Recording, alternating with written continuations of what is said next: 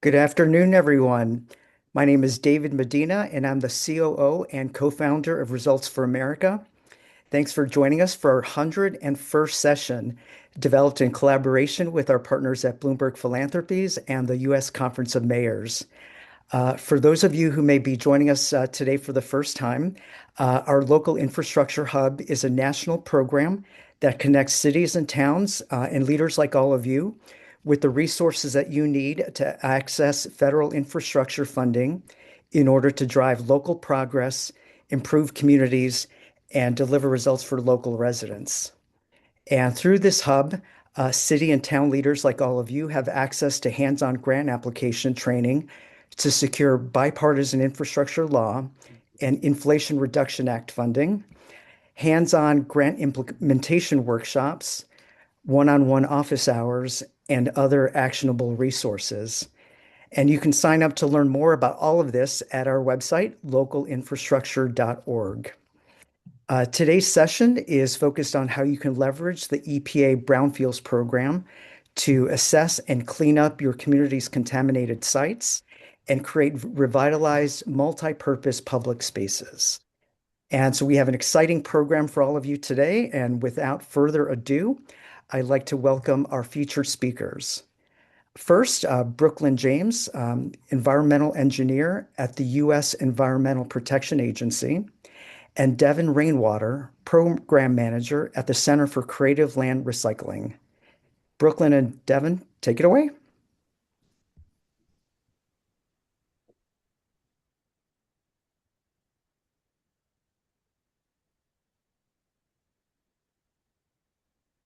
Awesome. Thank you so much for that introduction. So I want to welcome you all. My name, as you mentioned, is Brooklyn James from EPA Region 9 Brownfields team. And we are going to tell you a little bit about the grant offerings that we have this year. Our applications are currently open, and we're going to talk to you a little bit about how our program can support your brownfields projects in your communities. All right, next slide.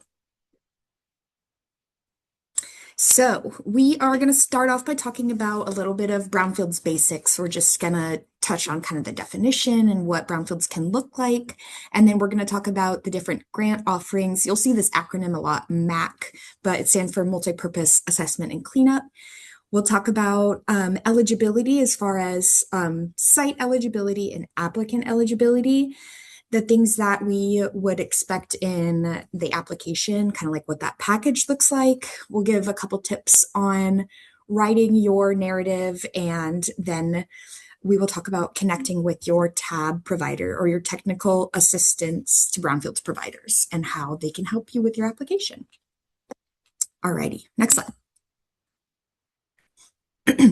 So, quick disclaimer from EPA, because we have those NOFOs out right now and the solicitations are open, EPA personnel can only discuss threshold criteria or eligibility, any issues relating to the actual submission of the application and clarifications about what's in the guidelines. And we cannot provide any information on your draft applications. We can't give comments on your drafts, and we can't give like any advice on how to like structure or describe your project. But C-Clear can help with those things. And so if you have questions about the guidelines and the criteria, reach out to me. If you have questions about the actual content you're putting in each section or want to get a review from a tab provider, reach out to Devin if you're in Region 9, and she can also connect you with other tab providers in your own region. Next slide. So just quickly wanted to have this disclaimer as well. EPA won't be supplying a AI generated summary for this training. And if you do receive one, it's not officially from EPA. And so we just wanted to note that here. Next slide. So I think we already got kind of our introduction, but I am going to pass it here over to Devin to give you a little bit of Brownfield's background. Thanks, Brooklyn. So hi everybody. I'm Devin Rainwater, Program Manager at the Center for Creative Land Recycling, which is a technical assistance to Brownfields provider. Like Brooklyn said, we serve regions 9 and 10, but we also do some national work and provide national trainings. So I'm super happy to be here with you all. So before we, go into what's offered this year for the MAC NOFOs, I really wanted all of us to get on the same page when we're talking about what a brownfield is and the sites that these grants can really serve. So, since we're talking about funding from EPA today, we're going to work with the definition of a brownfield from EPA. And that is, properties where the current or future use is affected by real or perceived contamination, which then poses a threat to the environment and human health. So the key part there is that the contamination simply needs to be perceived. So you can perceive potential contamination by understanding a past use of a brownfield site, which might have led to contamination, or simply by looking at it. And typically, these brownfield properties were used for commercial, industrial, or residential activities in the past. So we typically say, if it was touched by human activity, it can be a brownfield. And these properties might be vacant, they might be abandoned, or they might be partially occupied. And I also want to note that a disproportionate burden of brownfields do fall in sensitive, low-income communities. So those communities are a big priority for EPA brownfields programs. So you can go to next slide. And so, like I said, brownfields can result from various past uses of a site. So this can be public, commercial uses like gas stations, manufacturing, or dry cleaners, which can leave behind a variety of contaminants like asbestos and petroleum. They can be industry, resource extraction, or agriculture that can leave behind pesticides, heavy metals, VOCs, and more. And they can also be, sites of vacancy or abandonment, former factories or demolition sites that might have left behind lead-based paint, asbestos, and more. So go to the next slide again. All right, so what can Brownfields grants cover? So this is what we're going to be talking about today. So the EPA Brownfield grants can address the brownfield sites in your communities. They provide funding for a variety of activities that fall under assessment, cleanup, and planning activities. So this can include phase 1 and 2 site assessments, can include conducting brownfield inventory activities, cleanup planning, site visioning, and community engagement, feasibility analyses for your project, and other types of road mapping or planning. But I'll pass it back to Brooklyn to go through each of the grant offerings for this year and a bit more about them. Thanks, Devin. Something I also just wanted to quickly point out that you had on your last slide is that this is the last year with the IIJA or EJA funding, which means no cost shares. So as we've had this IIJA funding over the past couple of years, we've been able to offer these grants at higher amounts and waive that cost share aspect. And this is the last year we're doing this. So it's a really good time to tap in if you haven't considered it yet. But now we can go on to the next slide. Okay, so first I'll tell you a little bit about our assessment grants. We have 3 different types, and it's kind of based on how you want to organize your different entities that are applying. So first of all, we have our community-wide assessment grant. And all 3 of these grant types can do these activities that are listed in the bubbles on the left. Our community-wide assessment grants is open to cities, counties, nonprofits, 501c3s, and local units of government. And we also have our community-wide assessment grant for states and tribes, which is a little bit higher dollar amount, but it is specified only for states and tribes. And then we have our assessment coalition grants. So before I describe what that is, I'll mention our community-wide assessment grant is up to $500,000 for a 4-year project period. And if you were awarded this grant, you could create a brownfields inventory, which creates a list of all the brownfields in your community and maybe identifies some criteria to prioritize certain brownfields that want to be addressed first. So you can create an inventory. You can do those actual environmental site assessments, like a phase 1 and a phase 2, like Devin mentioned. Also, if you've heard the term AAI, all appropriative inquiry, phase 1s are also covered under these grants. So if you're doing any property transfer, that's really helpful. Lots of eligible types of planning activities, site visioning, market studies, walkability analysis, things like that. Cleanup planning as well. You're definitely, once you see what contaminations on that site, are going to want to understand how to go about cleaning it up. And then, of course, funding community outreach and community engagement. So then I said I was going to go into a little bit more details about our assessment coalition grant. The goal behind this one is for one lead entity to apply with 2 to 4 non-lead entities or partners. This is aimed to help some communities that might not have the capacity to manage a grant on their own or deal with the finances and all the terms and conditions. And so the lead entity would be responsible for that, and 2 to 4 non-lead members with separate target areas that they would identify would apply together for up to $1.5 million to do these same activities in specific target areas that they've identified. So here you can see the funding for each category and the length of time, and these are the activities that can be funded under the assessment grants. And so now we'll talk about the cleanup grants, which are on the next slide. Perfect. So under our cleanup grants, we have 2 buckets of funding. Both of these are for the same activities, which is the actual remediation of whatever contamination you identify.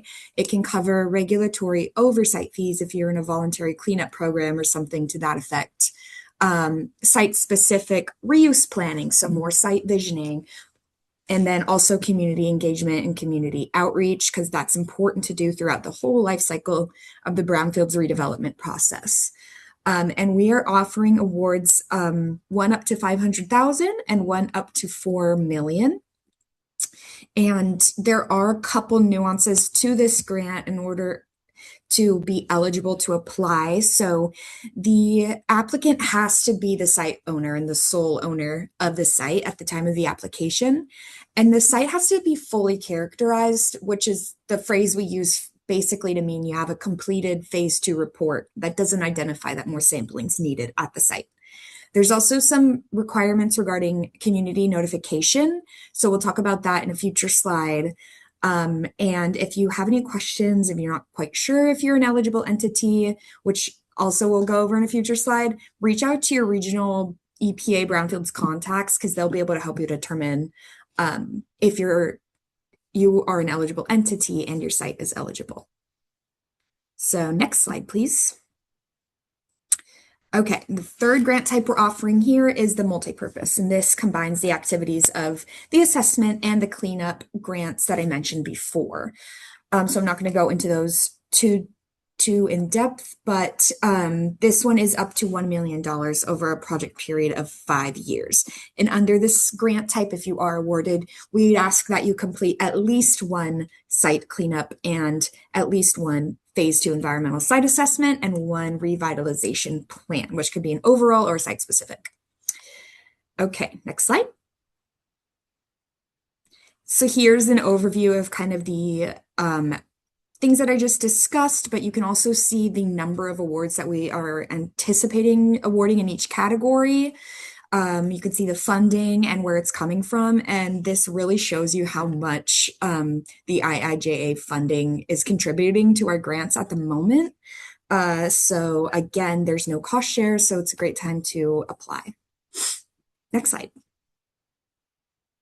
Okay, so our timeline is a little bit skewed because we were delayed in releasing these notice of funding opportunities because of the government shutdown. However, we are anticipating doing announcements for these awards around the same time as we typically do, which is going to be the late spring, early summer timeframe of 2026.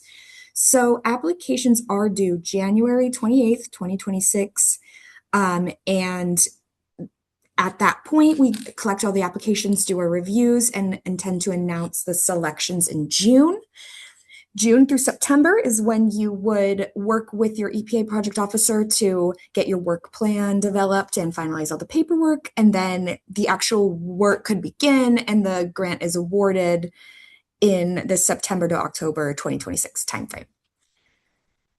All right. Okay, perfect. So like I mentioned before, these are generally who is eligible to apply for our grants, which are general purpose units of local governments, tribes, and like I said, I'm from Region 9, which is California, Arizona, Nevada, and the Pacific Islands and Hawaii. So we have 148 federally recognized tribes in our region that are eligible to apply. Also nonprofits, 501c3, and states as defined by CERCLA. The examples I have there are Region 9 specific. Next slide. And you are ineligible to apply for these grant types if you are responsible for that contamination. This is particularly for cleanups. As I mentioned, you have to be the owner, but you also cannot be the responsible party. So you have to have that defense to liability for the environmental contamination. We also don't offer these grant types to private individual entities or for-profit entities. And there are some restrictions on other nonprofit types.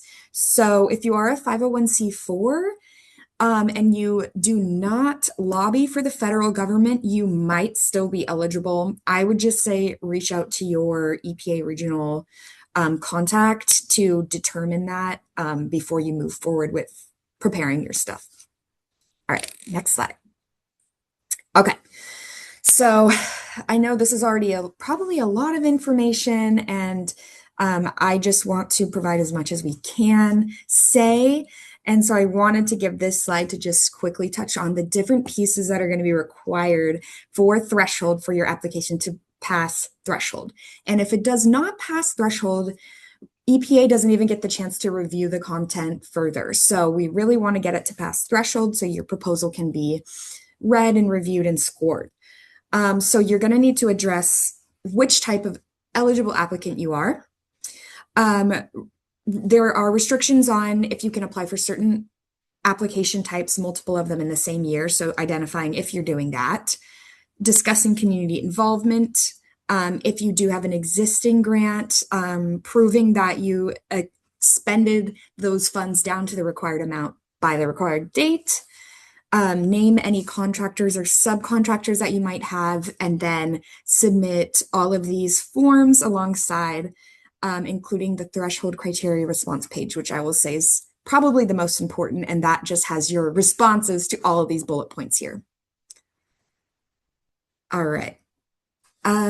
Just gonna skip through this slide because I talked about this already. But for the cleanup grant, if anyone's thinking about it, you do have to have a completed phase 2 at the time you apply, at least a draft version of a report that we call analysis of brownfield cleanup alternatives, a letter from the state or tribal environmental authority that is doing the oversight that says this site is sufficiently characterized. And this is the big one. There will be a community notification ad requirement that must be posted 14 days before the deadline. So in this year, that would be January 14th. And that ad has to include a draft application and your draft ABCA for community members to provide comments on. And then you also have to host a public meeting to consider those comments, and you're going to have to demonstrate how you received them and responded to them as well. Next slide. All right, so not going to spend too much time here. This is a list of the forms that are required to be submitted with your application package. We have blank versions of these forms on our website for you to access. Next slide. Ooh, that text is really hard to read because of the links, but here's a bunch of resources that you can take advantage of. I highly recommend the FAQs. I even use that a lot to answer questions about the guidelines. So some other ones, there's the link to the federal forms. We have a general submission checklist if you want to take advantage of that, and a summary of the changes that have happened from last year to this year. Next slide. Okay, just general tips from EPA. Read the entire guidelines. They're super long, but they have all the instructions in there. When you're writing your content, think about it from the perspective of somebody that doesn't know anything about your community. So describe your culture, your demographics, like what's different to people. Don't assume they know everything about it. Make sure you respond to the criteria where it's asked for. So in that particular section, because sometimes it can get lost if reviewers have to go searching for it throughout the entire narrative. Use page numbers, use the criterion headings that we provide in the guidelines, and have good quality responses. And use the application submission checklist if you're not sure that you have all the pieces. All right, next slide.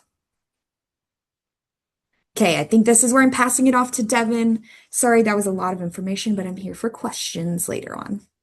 Thanks so much, Brooklyn. Yes, so it's great that I get to follow up after all that information because you have available to you technical assistance to Brownfields providers that can help you translate and work through all of this information all for free. So you can access your technical assistance to Brownfield or tab provider. You can see there are 5 tab providers available across the nation. CClear, the Center for Creative Land Recycling, we serve regions 9 and 10. This sheet here that has all of the contact information and links to your tab providers are also available on CClear's website. And if you cannot find access to find your tab provider, please reach out to us and we can help you find them. So tab providers provide technical assistance services to communities, municipalities, and nonprofits. And we support these communities in various ways throughout their Brownfield projects. So again, all of our services are free, and like this slide shows, sorry, it's a little hard to read. CClear can support you, working through your EPA grant application.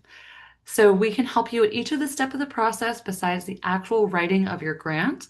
So we can help you plan out your narrative approach, help you engage stakeholders, help you navigate data platforms, connect you to grantees that have had success, as well as provide resources in helping you navigate the process. And we can provide a thorough review of your application. So you can go to the next slide for an example of this application. So this is an example of a completed rubric scoring sheet, which is provided to each applicant that sends us their draft for review. So a CClear reviewer will score each section of your draft application, as well as provide a redlined copy of your draft to go with it. And so this is also a service that all tab providers offer. So next slide. As we mentioned, or as Brooklyn mentioned, your EPA reviewer is not researching your community. They're not aware of any details outside of what you put in your application. And you really need to convince them to fund your project. So you're going to be relying on your narrative application to tell the story of your community, of your target areas, and why your project is beneficial. So it's really important to know your why and present it with confidence to your reviewers. So that's CClear's biggest tip always for writing your applications. You want to make it easy for your reviewers to score you well. So you want to follow the format that's provided in the NOFO, as well as follow the language. Ensure that you respond to each section, know the grant requirements, and know your deliverables. EPA really wants to see what the outputs and outcomes of your application are going to be. Okay, next slide. So here's some tips also for meeting grant requirements. So as Brooklyn said, it's important to include the threshold responses as a separate document. You also want to understand programmatic requirements. So you want to meet those requirements to actually operate and manage your EPA grant. You want to identify your team early, understand the grant administration process and grant requirements, follow through on compliance and reporting obligations. Those are all really important things to understand even before going into your grant to make sure and assess your organization's capacity for managing the grant. So in this blue box here, you can see there is the EPA grant management training, which can be useful to take before you apply for your grant to assess your organizational capacity. And next slide. So this, a very important part of your application is data and how you'll use data to back up your narrative. And this data should align with your why and the goals of your project. So why are you asking for EPA Brownfields funding? You want to show the impact of brownfields on your community and show the community demographics to express the need for movement on your brownfield projects. So using this guide, which is going to be available in the chat on our website and also in a follow-up, you can see that there are certain platforms for different regions as well as nationally that can support you backing up your narrative with data. This year we've seen the CGEST and EJ Screen, which a lot of us have relied on in the past, they're not available anymore. So we're really, we created this resource to help you fill in some of the gaps left. Next slide. So in addition to CClear's data platforms guide, there's some additional helpful resources to support you along your journey in writing your Mac application. So you can see CClear has some tips on getting started. You can go on our website to also find examples of successful applications from past applicants. We have a variety of webinars on how to approach Mac grants. We have linked here EPA's tips for getting started, as well as that management training. And we also have a new blog post on how to write a grant budget. So absolutely reach out to your tab providers, reach out to CClear if you are in Region 9 or 10, or if you need help identifying your tab provider. Technical assistance providers are here for you. And next slide. So we also have these events coming up tomorrow.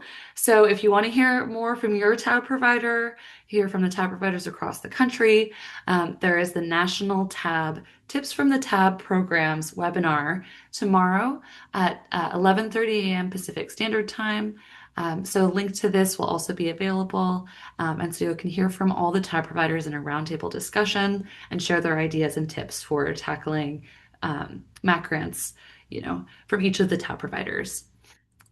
We also have a general webinar from EPA on a grants competition process. So this is information on the process of applying for federal funding, not just MAC funding. And I included it here if that's interesting to folks and might be a useful resource. And so you can also see all of our upcoming events at CClear's website on our events page. All right, next slide.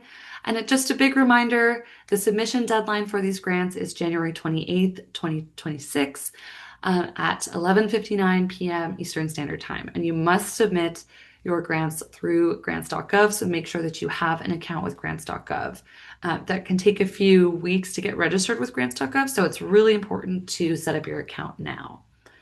And with that, I'll pass it back. Oh, okay, perfect. So we have contact information there for all of us. I'll also make sure to include that in the chat, and I'll pass it back to our host. Great, Devin. Thank you so much. And thank you to Brooklyn. Devin, these technical assistance resources you promoted just are incredible. We got questions if all the other regions tab people are offer the similar types of resources as CCLR. And then maybe I'll add on to that question, just say, when should cities make sure that they're getting in touch with you by to sort of get their information in front of you? How long do you need to turn it around from when they reach out? Yeah, absolutely. So if you are sharing your draft application with the Center for Creative Land Recycling, if you're in Region 9 or 10, we suggest that you share your application with us by around January 14th so that we can get at least 2 rounds of review back to you on your application. If you have questions for us just regarding the MAC applications themselves, we're happy to answer those at any time. We are always available, so you can reach out to us. But if you're going to get an application into us, I recommend January 14th just to get enough time for us to return reviews to you, since we're going to get really busy with reviews during that time. But absolutely, your tabs are always available. Great. And just want to remind everyone, we've been putting in the chat links. All of the resources that were described today are posted on our program website. So they're all in one place to make that a little easier for you to follow. And we'll also be adding, as we've noted, the recording of today's session to the program page by tomorrow. So you'll have that to access. And with that, I think we're going to turn to our All-Star City panel. And so I'm going to invite into the conversation Mayor Ballwich from Elizabeth, New Jersey, who is a real champion in the Brownfield space, Mayor Donches of Nashua, New Hampshire, Mayor Reed of Montgomery, Alabama, and David Densley, who's the project administrator for the Fresno Department of Planning and Development. Thank you all so much for joining the conversation. We're excited to get other cities inspired to follow your lead and put forward great competitive applications for funding. So I'm going to start with you, David, because we heard about the assessment grants that help cities get started and work on planning how they'll address brownfield site. And we know that Fresno was awarded an assessment grant in 2025. Can you tell us a little bit about what you're hoping to do with this grant and how you're getting started? Yeah, thanks, Jamie. First and foremost, thank you for having me on. I actually oversee our Brownfields program, so I'm going to try to speak some ground-based truth over a couple of years of managing it. And what we're really looking to do is Fresno's had Brownfield awards since 2015. We've closed a coalition-based grant, and we're starting a community-wide assessment grant. And what we're hoping to do with this is really keep a lot of that momentum and then expand it out to city limits and get a new diverse Brownfield Advisory Committee together. So we lost kind of that core stakeholder group with the coalition, and we're moving forward. But really, we're going to look into four main grant activities, and I'll kind of speak to those and echo a little bit of what those outcomes are going to do. And we wanted to lean into kind of a blended application that has a little bit of planning, but a lot of doing. So the main thing we're focusing on are those environmental site assessments. And we have 14 phase ones, 5 phase twos, lots of cleanup planning, some site-specific market studies, and we're going to zoom out and do this very big area-wide plan. The idea is we want to find catalytic sites that are ready for redevelopment that have suspected or known contaminants, and I can remove that and get those projects moving. To support that, we also created a GIS inventory. So we've mapped out 5,000 historical indicators, and we're going to add 2,500 more. We've used that tool to get a pre-look before ever starting a phase one and kind of have a better understanding of all those historic uses and ones that may have some environmental impact. And the last part is we're kind of wrapping everything together with some good community engagement supported by a consultant as well as a nonprofit that knows our target area in the city well. We're kind of wrapping that all in together to get good community engagement and then also support those Brownfield Advisory Committee meetings. Great. Thank you so much for sharing. I'm glad you mentioned community engagement because that's where our next question is going to Mayor Reed. I know that Montgomery won a $500,000 assessment grant, and a big part of your application centered on community engagement. Could you tell us a little bit more about those activities and why is it such a big part of your application? Sure, and thanks for having me. Community engagement, is a big part of our approach in everything we do regarding government. We want to be a representative administration and one that is also responsive to our residents. And so whether that is having many charrettes or whether that's just via social media and teams, as well as pulling in, of course, our city council members and other elected officials, we want to make sure that we're reaching out to, credible messengers in our community, and we're getting that feedback. So for us, when we received a $500,000 EPA grant, it was a great grant because we picked 2 sites for that. They were former dry cleaners, but we also knew that we had to have a community involvement plan, to make sure that people had a voice in the conversation and where things have been and where we wanted them to go. And we feel from our perspective, it builds trust. It builds that, city hall, community alignment, and ultimately it strengthens our impact to have the buy-in from those residents who we're trying to help by doing the things that we are. So for us, making sure it's a two-way street and we're having both formal and informal conversations is an integral part to our success. It's great. And we've had Mayor Reed come on and talk about the community engagement work in a few different of these funding programs. So it's always so great to hear about how you're really resident led in these efforts. Mayor Donches, it sounds like Nashua got a multi-purpose grant to be able to clean up some brownfields. Can you tell us a little bit about your vision for what that project is meant to do and what you're hoping the cleanup site looks like? Yes, of course. Well, thank you, Jamie. And I have here with me Deb Chisholm, who's works on this more directly than I do. But we received a $1 million multi-purpose grant, which, as you know, can be used in a flexible manner for either assessment, for cleanup, depending on the circumstances that we encounter.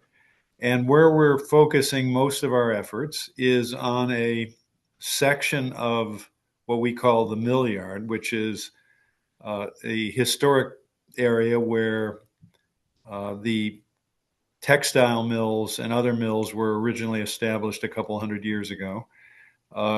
And the development of that area was, 200 to 100 years ago. And the section of the mill yard that we are focused on is the area that was developed most recently, like a century or so ago, where there were previously industrial sites and where we're hoping to establish some housing. Some of that is already ongoing. And we have a parking lot, a former police training facility, former industrial site that we're hoping to redevelop. And we will use some of these funds at least to help us speed that development along. We have housing is a very critical need here. And so we want to speed the development along. And when we think that it's most advantageous to use the funds, that's what we will do. Thanks, Mayor Dunn, just for bringing housing into the conversation. We know it's And top of mind. Deb is, saying she only has minor corrections, not any major ones. Well, we welcome Deb on if there's anything we'll to correct. I'm so glad that you mentioned housing, because when we think about these vacant parcels and we think about places that really could be turned into community assets, housing is top of mind. We're going to come to you, Mayor Ballwedge. You are the chair of the U.S. Conference of Mayors Brownfields Task Force. You've been testifying in Congress about the importance of these programs. I know you're hearing from mayors across the country about their brownfields projects, and Elizabeth has been redeveloping brownfield sites for decades as a port. I know you have a lot of those in your community. Now that we've heard a bit about how brownfields grants are being used in other places, what advice do you have for cities that haven't applied for a brownfields grant before?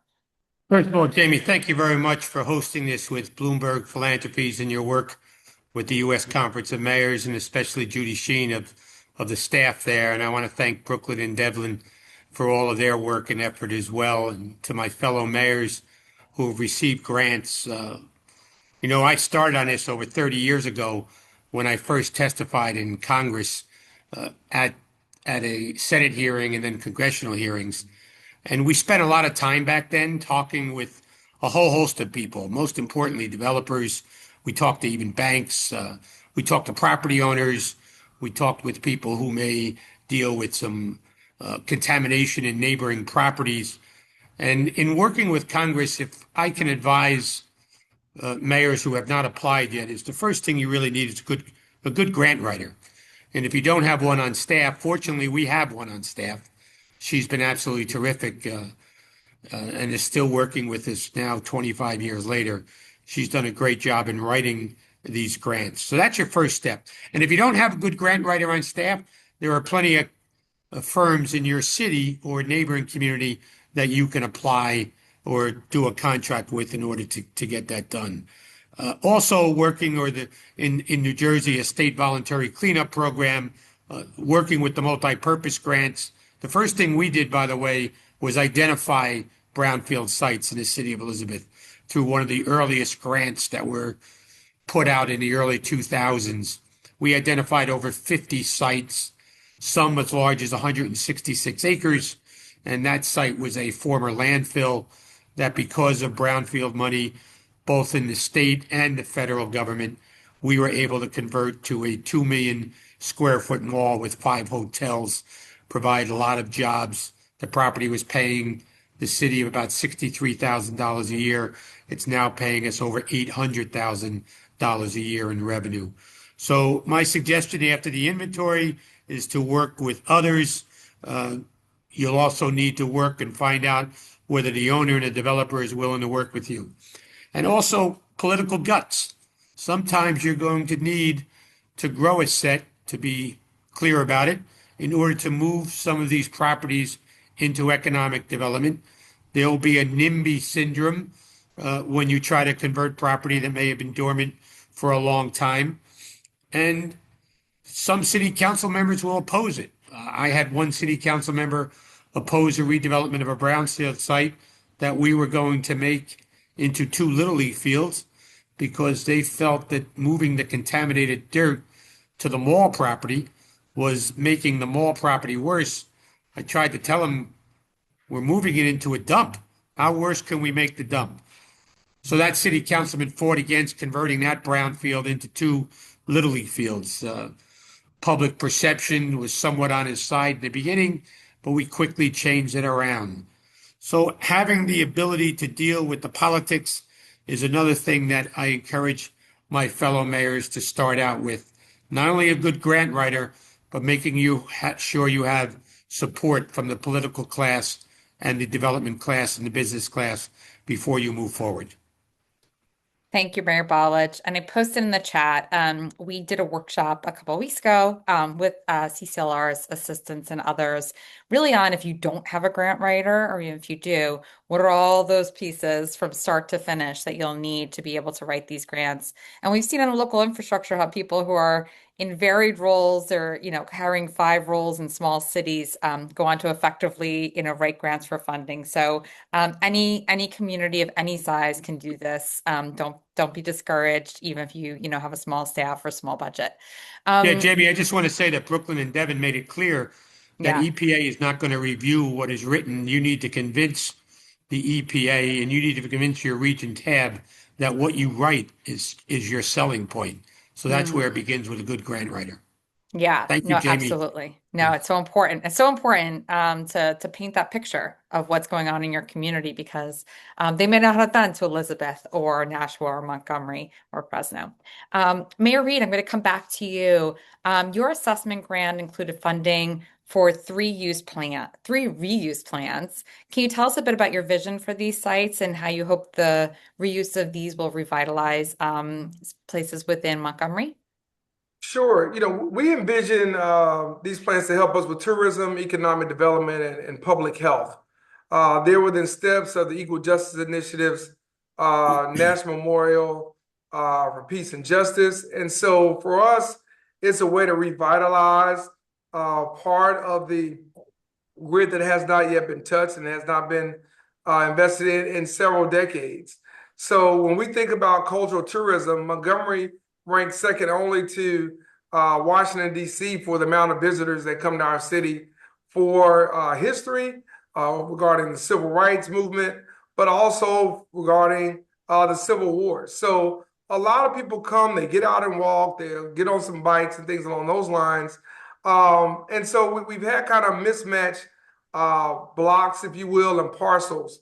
And so what we've been trying to do is kind of stitch this quilt together that's really been stimulated by the National Memorial for Peace and Justice and the Legacy Museum to make sure as visitors are here and longtime residents that they feel good about, going from block to block. They feel good about these public spaces and they feel like it's something that's attractive to them. So we want to make sure that, these parcels are really brought back onto not only the tax rolls, but just the roles of how we view our community and how we view our neighborhood to try to connect it from those that are here visiting to those that are here working and living and playing, and making sure that everybody feels positive about their experience here and what they see, what the curb appeal is, and just what the overall vibe is of the neighborhood itself. Thanks, Mayor Reeve, for really tying it to the, the economic development case for doing this type of work and how it can be a catalytic investment for tourism and other industries coming in. So, David, I think you're probably the one on who has written one of these grants. Tell us how do people get started? Yeah. So full disclosure, this was the first grant I've written basically in local And one government for one. capacity. Yeah, so one for one, perfect score. And they are a little daunting, but very doable. And I think a lot of the points that we brought out already echo true. There's support. And I think my first step when I was really looking at what was possible in these great funding opportunities is I landed on my why. And then from there, it was just good storytelling. I crafted a story that says, with this money, this is possible. Here are some outputs. Of course, we're going to have numbers and stats of what's going to happen, but then I landed it to outcomes and got the community involved. That is my village. And with it, I was able to go back and say, hey, this is what's possible. We were able to do so much with the last coalition grant, but there's so much left to do. And with more funding, this is kind of the world as we see it, and this is what is possible. And then also we talked about why the funding was so necessary and what the city was lacking in able funds to do this, and what really big plays that the city can put together. Pairing this with strategic growth dollars, California high-speed rail, there's some really big things that this really can get ahead of and help them build with a little bit more certainty. The only other thing I would mention is always check things like eligibility threshold and then the point system. All of that is built there to help you, one, to make sure you're going to get reviewed, you are eligible, and then you want it to be highest scoring as possible. So start early, engage with your tab providers. They are amazing and shepherded me to get across the finish line. And for mayors, my advice for staff or your grant writers, they put it together is your vision with helping them understand that why and what this can do will really help them get that grant off the ground. Thank you, Dear, for that perspective. Mayor Donches, one of the things I think that everyone's touched on is the importance of having a great narrative, but having great data. And we know you included a lot of data in Nashua's applications, particularly about the health disparities near these brownfield sites. Can you talk a bit about how you were able to find this data and how you think it strengthened your application? Well, I'd like to go back to what Mayor Bolwood said, which is that we have a professional grant writer, full-time grant writer, who is very good at this, and that makes the job of someone like me a lot easier because she can spend the time and has the expertise necessary to not only tell an effective story regarding the need and the area where the funds will be applied, but also can, as you suggested, can come up with census data and the like that can show how this grant could positively affect the community. And in this case, we are in a very low income census district. Believe it or not, it's the lowest, most lowest income census district in the state of New Hampshire, right around where this mill yard area is located, where we are attempting or we want to apply these funds. And she was able to put that data together to show that these environmental hazards that may exist there, and we have a lot of asbestos and other pollutants around that area.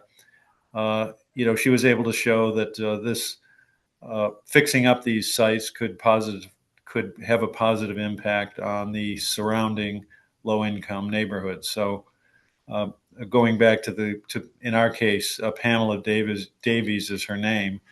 Having that person with the expertise is, a very big help.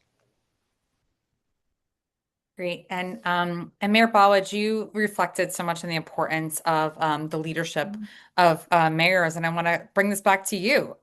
You showed incredible leadership in Elizabeth. Can you tell us about some of the work that's happening in Elizabeth? And I know there's a particularly interesting stuff happening around workforce development. We've partnered with the State Economic Development Authority, our Elizabeth Development Company, and other organizations, some nonprofits in Elizabeth, to make sure there's job opportunities for the folks at Jersey Gardens and the hotels. We went out to the mall in Pennsylvania and looked at the firm that they had out there and the work they did. And when we convinced the mall to build, they gave us 5,000 square feet to create a workforce opportunity right inside the mall. So people who were looking for jobs in the mall would come there for retail skills, learning ability, resume building, as well as computer training. That was a great plus for workforce development. In making sure that people in our city have opportunities, that site still exists in partnership with the community college called Union College here in this city of Elizabeth. And together, they work in preparing the workforce for economic development and for jobs in our community. And we should never lose focus on that as mayors. If we're going to go through this process and we're going to create an economic opportunity, that economic opportunity should be for the residents of our city first. And if you're in a small community and you can't fill it, then get it in the surrounding areas or the surrounding county if you have counties in your state. And I think that's the priority, because that will quickly draw political support if you can convince the residents of your vision, that your vision is to create this economic rateable, but more so in line with providing your residents jobs. It's an important point to make. And I know, in the news right now is the unemployment rate for our young people. And when you think about the jobs that are in these, cleanup industries and the federal certifications, you need to do that as you're thinking about applying for a grant to do this type of work and these types of projects, thinking about who's going to do them and could that be an opportunity for the folks in your community is so important. I'm going to bring Devin Rainwater back into the conversation because she's been hearing all of you talk about your projects and this work, and I think Devin might just be able to round out our perspective of where can the tab providers that we've talked about today, how can they help in terms of these data components, telling the story? Devin, can you reflect on sort of what you've heard from the cities and just any additional parting thoughts on cities that are looking to submit this cycle? Absolutely. Yeah, I'm definitely hearing that there's so much passion and expertise in this room. So I'm just very excited to hear from each of you. And yes, I mean the tab providers are here to support. So like you've each said, it's really important to tell your story, and you can do that in so many ways. You can do that with words, with data, through your budget. I've heard from my team and my grant reviewers, um, uh, your reviewers want to see just the story through your budget even. So like as many ways that you can just tell that story and really leave an impact on your EPA reviewer that's looking over your grant, the better it's going to be. And tab providers have been, supporting communities and projects like this for years and years. Not just See Clear, but all of the tabs across the country. And so we're here to support every step of the way. And even though it's great that we have Brooklyn with us today and we have EPA to support with eligibility questions, while the NOFOs are out, they can't respond to questions or support development of application or offer strategy insight. So that's where the tabs can really come in and support in any way besides writing the grant. So it's really great to hear from I think we all might of be you. losing Devin's audio. Oh, sorry about that. Sorry, we lost your audio for a second, but I think you're back. Or it's mine. So I just wanted to just close. We're going to pull up a poll that would love everyone to respond to while we're answering maybe this last question. And the last question, I'll just put it back to all of you. We can start with David, and then Mayor Reed, Mayor Donches, and Mayor Baldwin. Maybe one piece of advice to cities that might be a little bit trepidatious about applying for federal funding. They feel like, it's quicksand landscape right now. Why should they go out and apply for this? I'll start with you, David. Yeah, and I think each city's going to make their why. My advice would be to go for it, to do it. If you're on the fence, take a first step. Make sure you're eligible. Start taking bites of the elephant, just one bite at a time. You can do it. Great. Mayor Reed? Yeah, I would say it's definitely worth the effort, definitely worth the work that goes into it. I think the opportunity to transform your community in a way through grants like this, I just think are invaluable. And what I would say is don't feel like you have to do it yourself. Reach out to this group. Bloomberg has been very, very helpful to us. And then we also engage outside consultants like, PPM, who focus on brownfield redevelopment. So, there are people who specialize in this space, and great folks at Bloomberg can help you with that. But I would definitely echo the mayor's comments and say go for it. That's great, Mayor Reed. And remember the slide where it said it takes a village. Mayor Donches? Yes, well, we here in Nashua, in addition to the multi-purpose grant we have discussed, we previously had gotten cleanup and assessment grants, and I think I would encourage others to seek these funds, because if you have an area of your community that you think can be transformed through any kind of development, the type of hotel that Mayor Bolowich talked about, or the housing we're seeking to do, if you can begin the process by determining what type of environmental cleanup is required, and then even to undertake it, it is much easier to attract a developer or builder or whatever you're looking for to that project if they know that they're not going to have to undertake a lot of unknown environmental costs. So it has, it can really help in terms of stimulating positive development, positive changes in your community. Great. Mayor Ballage, round us out here as the leader in the brownfield space. First of all, I want to thank my fellow panelists because they were talking about successes, and there may be people on this call who have not had success yet. That does not mean they should give up. The first go around, you may suffer a defeat. It may not work, but I would not give up on the application. I would look to refine the application in following years going forward. I also want to say that over the last couple of months, I testified before Congress again on reauthorization. We're looking for a simple reauthorization of at the appropriation level. One bill has already passed out of the Senate Environment and Public Works Committee. We're awaiting a floor vote in the Senate, and we're expecting the House to take this bill up in January. I recognize, like everyone else in the country, the dysfunction that occurs in Washington, D.C., but this issue has drawn bipartisan support in all of my years in testifying before Congress. I remember the bill back in 2001 that was signed by George Bush when it passed the Senate 99-0, and Ted Helms and Ted Kennedy voted the same way on the bill. So that proves that this can get reauthorized. People shouldn't give up. We should just keep trying. And thank you for your time, Jamie. Great. Thank you, Mayor Ballage, and thank you for your advocacy on behalf of all the nation's cities. I'm going to turn it back to David Medina, who's going to run us through some other upcoming supports we have outside of the brownfield space. I just want to thank you so much to all of our panelists today, and to also to Brooklyn James for joining us from the EPA. Having them on is always so important to understanding from the granting agency what they're thinking about, what's top of mind. And I'll turn it back to David. Great. Thank you, Jamie. Thanks to all of our expert speakers and to everyone who joined us today. You can find our upcoming offerings here on your screen. We've designed them based on Zoom polls in the past, so hopefully they resonate with you. You can always also find all of our information on our website, localinfrastructure.org. And tomorrow we'll be posting the recording of today's session on that website.